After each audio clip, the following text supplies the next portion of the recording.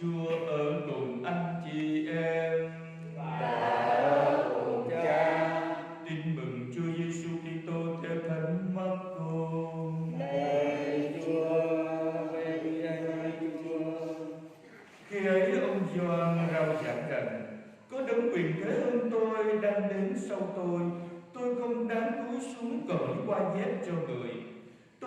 Tôi đã làm phép rửa cho anh em bằng nước, còn người sẽ làm phép rửa cho anh em bằng Thánh Thần.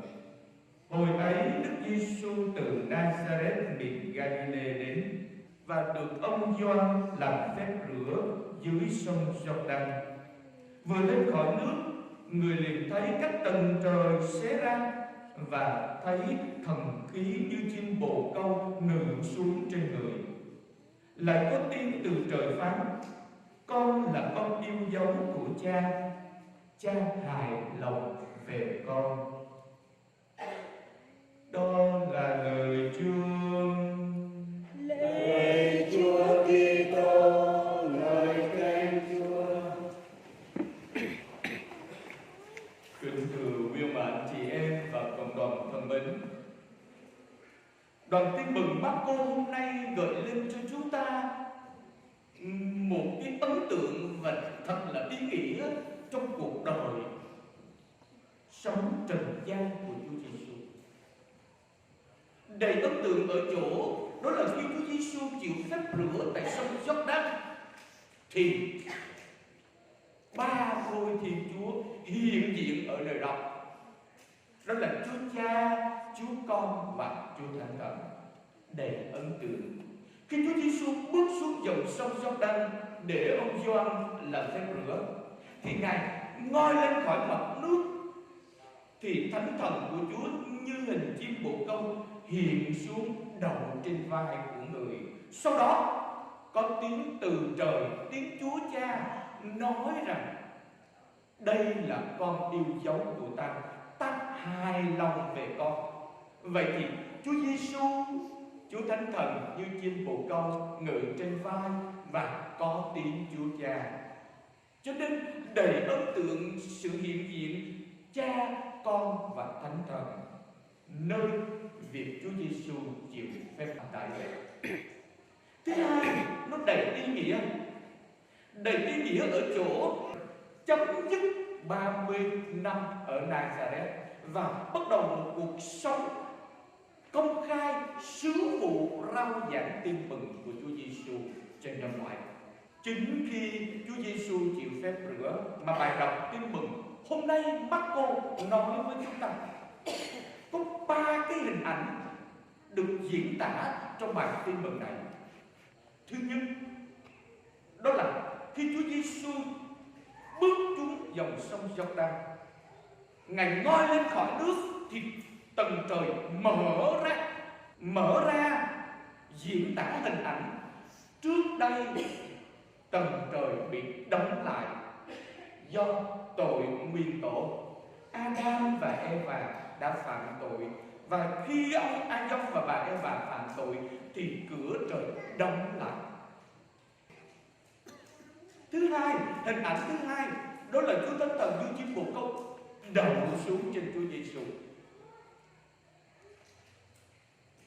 Thời Cựu Ước, Thiên Chúa sáng tạo nên trời đất muôn vật. Khi Ngài sáng tạo và dựng nên trời đất thì Thánh Thần của Chúa bay lượn trên mặt đất, truyền thông sự sống cho trái đất. Và hình ảnh mà Chúa Thánh Thần như chim bồ câu ngự lên Chúa Giêsu ngụ ý. Chúa Giêsu nơi đó hiện thân của một đời sống mới, một đời sống mới. Và trong Chúa Giêsu, nhân loại này sẽ được tạo dựng lại.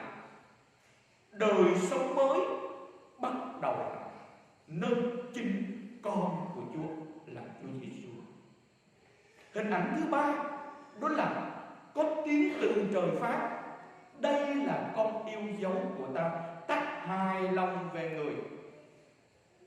Đó là một lời xác nhận cho chúng ta biết rằng Chúa Giêsu chính là con Thiên Chúa.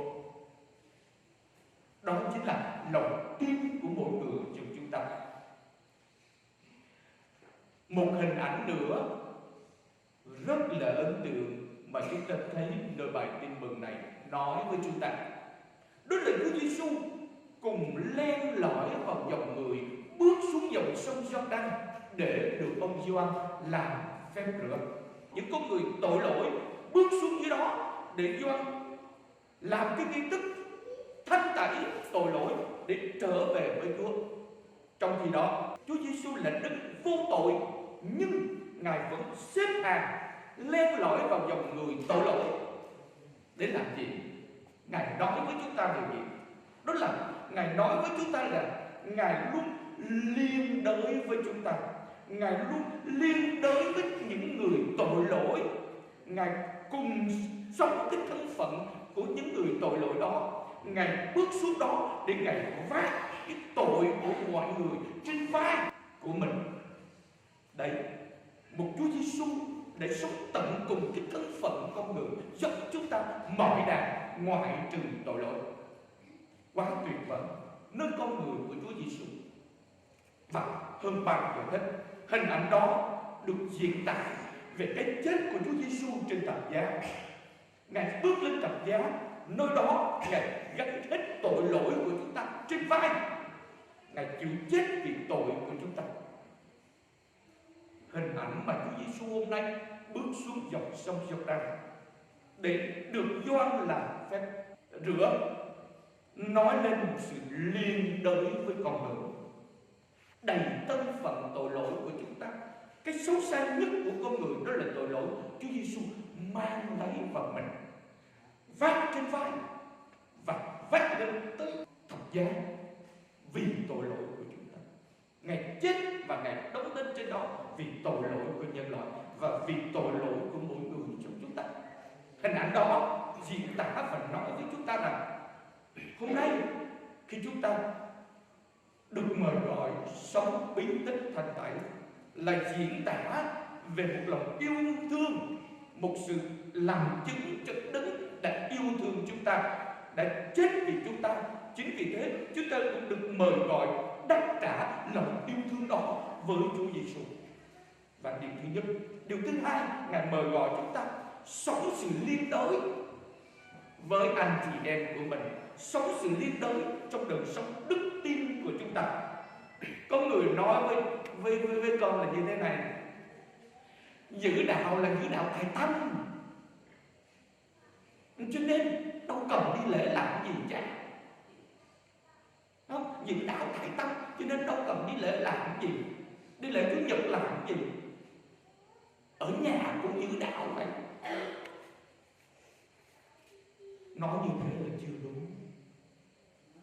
Cái ý nghĩa của đời sống đức tin đó là khi chúng ta chịu bí tích thanh tẩy, khi chúng ta được rửa tội, đó là chúng ta được tháp nhập vào một cộng đoàn, và cộng đoàn đó chính là giáo hội.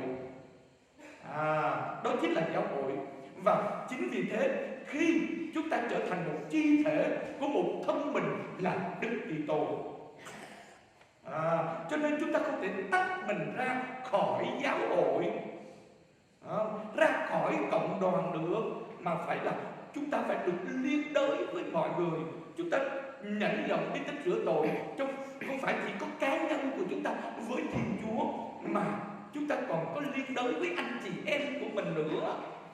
Cho nên bí tích rửa tội là bí tích mang dấu chỉ của sự tình liên đới với Thiên Chúa và liên đới với anh chị em của mình nữa. Cho nên không phải là sau đạo tự tâm, tại tâm là giữ đạo trong lòng là được, không cần đi lễ, không cần tham dự các bí tích là chưa tới.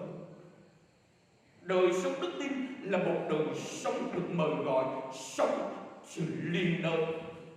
Chính bí tích thanh tẩy mời gọi chúng ta sống sự liên đới đó trong chính đời sống đức tin của mình. Hôm nay qua việc Chúa Giêsu chịu bí tích thanh tẩy, Ngài mời gọi mỗi người trong chúng ta. Thứ nhất, đó là nhận ra tình yêu thương mà Chúa dành cho chúng ta nơi chính cuộc sống của chúng ta, và Ngài mời gọi chúng ta đáp trả tình yêu thương đó. Thứ hai, biết tích rửa tội là biết tích liền đời, mời gọi chúng ta sống cái biết tích đó trong cùng một cộng đoàn, trong cùng một giáo hội. Chính vì thế ta được mời gọi liên đới với anh chị em của mình, biết chia sẻ với anh chị em, biết giúp đỡ với anh chị em của mình, biết cộng tác với anh chị em của mình trong đời sống đức tin. Lòng tin đó cho nên chúng ta đứng lên tuyên xưng lòng tin của mình.